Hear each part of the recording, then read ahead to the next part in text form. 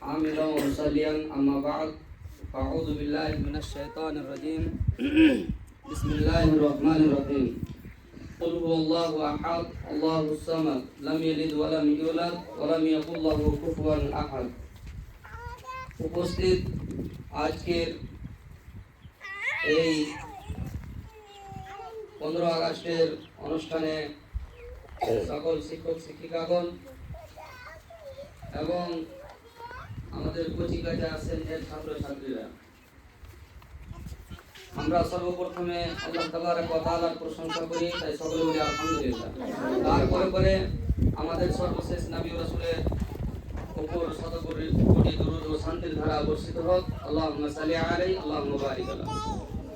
আমাদের আজকে এটা একটা দিন, গর্বের দিন, কারণ আমাদের প্রত্যেকটা নাগরিককে জানতে হবে, প্রত্যেকটা ছেলে মেয়ে বয়স্ক ইয়ং প্রত্যেকটা মানুষকে জানা দরকার যে আজকে আমরা এই যে ফ্ল্যাগটি উদযাপিত করলাম বা উত্তোলন করলাম, কেন করলাম? নিশ্চয়ই পিছনে কোনো কারণ আছে, তো অনেকেরই আমাদের জানা নেই, জানতে হবে। কারণ আমরা জানি যে এটা হচ্ছে ভারতবর্ষের মাটি, অর্থাৎ ভারতবর্ষ, ইন্ডিয়া। তো এই ভারতবর্ষ আমাদের হাত থেকে যারা ছিনিয়ে নিয়েছিল তারা হচ্ছে ইংরেজ, ব্রিটিশ প্রায় এই ভারতবর্ষে 200 বছর শাসন চালিয়েছে এবং ক্ষমতা ধরে রেখেছিল, এবং ভারতবর্ষের মানুষকে তারা অনেক নিপীড়ন এবং নির্যাতিত করেছে এবং এদেরকে অনেক অন্যায় অত্যাচার করেছে, এমনকি এদের সাথে নির্মম ব্যবহার করেছে।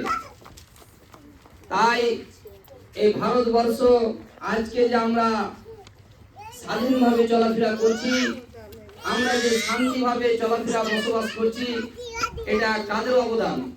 ওই সমস্ত মানুষদের আমাদের ভুললে হবে না, তাদেরকে আমাদেরকে স্মরণ রাখতে হবে। কিন্তু দুঃখের বিষয়, বর্তমানে আমরা যেটা আজকে কানে শুনছি এবং চোখেও দেখতে পাচ্ছি, এই ভারতবর্ষের মাটিতে নাকি মুসলিমদের কোনো অবদান নেই।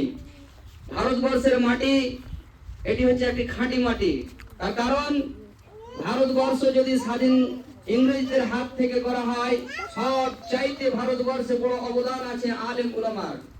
তার কারণ আজকে যদি আমরা ইতিহাসের পান্নায় পান্নায় দেখি, তাহলে আমরা বুঝতে পারবো যারা শিক্ষিত মানুষ এবং যারা অশিক্ষিত তারা শুনলে তারাও বুঝতে পারবে। তার কারণ এই ভারতবর্ষের মাটি যখন ইংরেজদের হাতে থাকে, তারা যখন শাসন চালিয়ে যায়, তখন সর্বপ্রথম আলেম উলামায় কি করেছে? ব্রিটিশদের বিরুদ্ধে আন্দোলন উঠিয়েছে এবং তাদের সাথে অনেক সংঘর্ষ হয়েছে, অনেক কিছু জাদ্দোজেহাদ হয়েছে এই ভারতবর্ষের মাটিতে। তারপরে আস্তে আস্তে কি হলো? এই ইংরেজদেরকে দেশ থেকে বিতাড়িত করা হলো। সেই মানুষগুলো কারা? আমরা যদি দেখি আজকে ইতিহাস, তাহলে আমরা জানি যে ক্ষুদিরাম বসুর ইতিহাস আমরা পড়ছি, জানছি, কেন? ওটা বইয়ে লেখা আছে। মহাত্মা গান্ধীর ইতিহাস আমরা জানছি, কারণ সেটা বইয়ের পাতায় এখন প্রত্যেকটা স্কুলে স্কুলে আমরা পড়তে পাই। কিন্তু দুঃখের বিষয়, আমরা ডক্টর বি.আর. আম্বেদকরের আমরা ইতিহাস পড়তে পাই, সেটাও আমরা স্মরণ রেখেছি। কিন্তু বড় বড় আলেমের দিন, যেই সমস্ত মানুষগুলো, যেই সমস্ত আলেমের দিনগুলো রক্তকে বইয়ে দিয়েছে দেশকে স্বাধীন করার জন্য, তাদের নামগুলো আজকে আমরা ভুলে বসেছি। যেমন মাওলানা আবুল কালাম আজাদ যদি আমরা দেখি, তাহলে মাহমুদ হাসান মাদানী, এনারা সবাই কি করেছেন? এক এক করতে করতে যেমন আমরা ভুলে গেছি আজকে যে আমাদের যেরকম ভগৎ সিংকে আমরা মনে রাখছি, তার পাশাপাশি যে জেলে যে মানে ফাঁসিতে লটকানো হয়েছে, সেই লোকটিকে আমরা আজকে ভুলে গেছি। সেটি একজন তার সাথে সাথে মুসলিম ছিল। যেমন ক্ষুদিরাম বসু আমরা পড়ছি, ভগৎ সিং পড়ছি, আশফাকুল্লাহ খান, আমাদেরকে কি রাখতে হবে? মনে রাখতে হবে। এরা কি করেছে? আমাদের দেশের প্রেমিক ছিল, দেশের জন্য এরা ফাঁসিতে লটকানো হয়েছে এদেরকে, এবং এদেরকে কালাপানের জেলে এদেরকে দিয়ে তাদের মাংসগুলোকে পচিয়ে দিয়েছে, লবণ দিয়েছে। শুধু তাই নয়, এদেরকে বন্দি করে রাখা হয়েছে, যেখানে কোনো আলো এবং বাতাস যেতে পেত না, সেই সমস্ত জেলখানায় এদেরকে কারাবন্দি করে রাখা হয়েছে এবং তারা সেখানে মৃত্যুবরণ করেছে, ভারতের জন্য শহীদ হয়ে গিয়েছেন। কিন্তু আমাদের কাজকে জানতে হবে যেমন আমরা নবাব সিরাজউদ্দৌলার যদি আমরা ইতিহাসটা দেখি, সর্বশেষ তিনি যে ব্রিটিশদের বিরুদ্ধে যে আন্দোলন চালিয়ে গেছে সেটি হচ্ছে অন্য কোনো বীর পুরুষ নয়, সেটি হচ্ছে নবাব সিরাজউদ্দৌলা। তিনার ইতিহাসটা আমাদেরকে মনে রাখতে হবে। এবং আমরা যদি জানি ইতিহাসটা আরো আবার দেখতে চাই যে মেয়েদের কি অবদান আছে ভারতবর্ষে। আমাদের মুসলিম মেয়েরা যেমন আমরা যদি পড়ি বি মাকে, তাহলে তার ইতিহাসটা যদি আমরা তন্ন তন্ন করে দেখি, তিনি ব্রিটিশদের বিরুদ্ধে কি করেছিলেন, সংঘর্ষ চালিয়েছিলেন এবং তিনি কি করেছেন, ব্রিটিশকে তাড়ানোর জন্য অনেক তিনি কি করেছিলেন, সহযোগিতা করেছিলেন। তারপরে পরে আমরা যদি দেখি অনেক অবদান আছে, যেরকম আমাদের মুসলিমের আছে সেরকম হিন্দুর আছে, শিখ, ইসাই, খ্রিস্টান সব ধর্মের। ওই জন্য এটি হচ্ছে ভারতবর্ষ সর্বধর্ম নিরপেক্ষ একটি দেশ।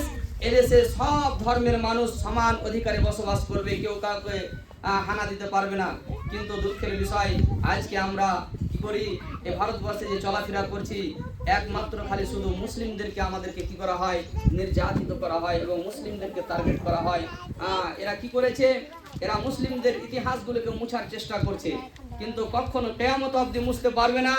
যতদিন পৃথিবী চলবে ততদিন মুসলিম জিন্দা থাকবে, যতদিন কিয়ামত না হবে ততদিন ইসলাম থাকবে। ইসলামকে মেটাতে কেউ পারবে না।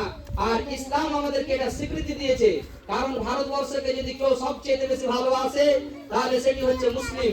কারণ মুসলিমের চাইতে দেশপ্রেমিক কেউ হতে পারে না, কিন্তু এরা মুখে বলে না। এদের হৃদয়ে যদি কেটে ফেড়ে দেখা যেত তাহলে সব চাইতে ভারতবর্ষকে স্বাধীন করার জন্য মুসলিম রক্তাক্ত হয়েছে এবং মুসলিমরাই বেশি রক্তদান দিয়েছে এই ভারতবর্ষকে ইংরেজদের হাত থেকে ছুটানোর জন্য।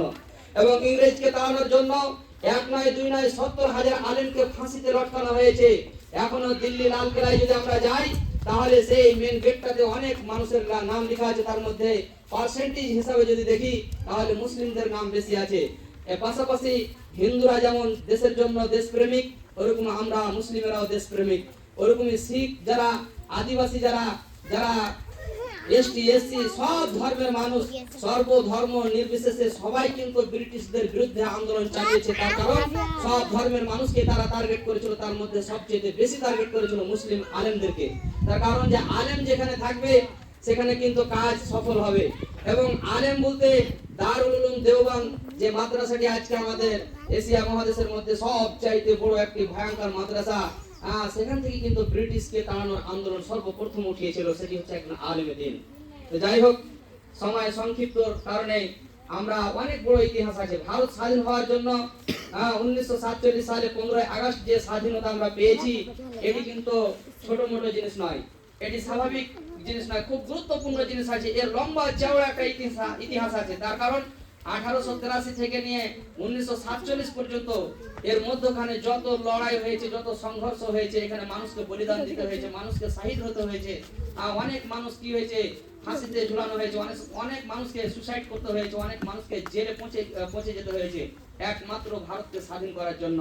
কারণ ব্রিটিশ যারা ছিল, ইংরেজ যে ছিল, এরা যে ভারতবর্ষকে কবজা করেছিল, আস্তে আস্তে ইস্ট ইন্ডিয়া একটা কোম্পানি তৈরি করেছিল, সেখানে মানুষকে মুফত হিসাবে খাটানো হতো, সেখানে কোনো তাদের বেতন দিত না, মাইনা দিত না, কিছু মানুষকে তারা হাতে অস্ত্র বানিয়েছিল এবং ওদেরকে দিত, বাকি মানুষগুলোকে অনেক অন্যায় অত্যাচার করত এবং নারীদের সাথে নির্মম ব্যবহার করত। যার জন্য সব ধর্মের মানুষ এই ইংরেজদেরকে ভারত থেকে তাড়িয়ে ভারতবর্ষ আমরা স্বাধীন করতে পেরেছি, যার জন্য আমরা আজকে গর্বিত এবং খুশি।